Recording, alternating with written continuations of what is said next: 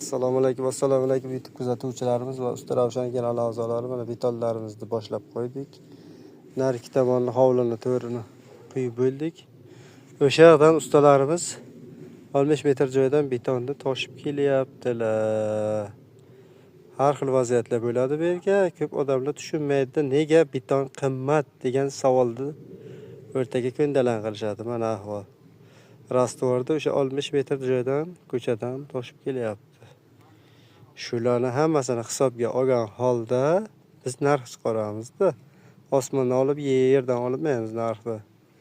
Kelishilgan holda boshqa ustalar bilan ham surishtirib, shunga qarab mehnatimizga yarasha haq so'raymiz. Uni tagini kapat qilingan, chuqur qilib ko'rsatib o'tamiz. Mana betonlar tashlangan. Bu hozir 40 ga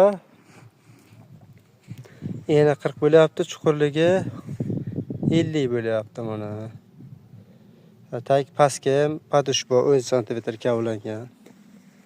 Ko'rsatib o'taylik. Mana kuzatuvchilarimizga mana chuqur qilib kavlangan, mana bu stoyka bu. Ichkariga betonni oqqani qo'ymaydi. Jilkalarimiz vodinnoyga olingan, как положено chiroyli qilib quyib topshiriladi. Mana usta blok teradigan, g'isht teradigan ustalar umuman qiynalmaydi. Nolga olayotmaydi mana.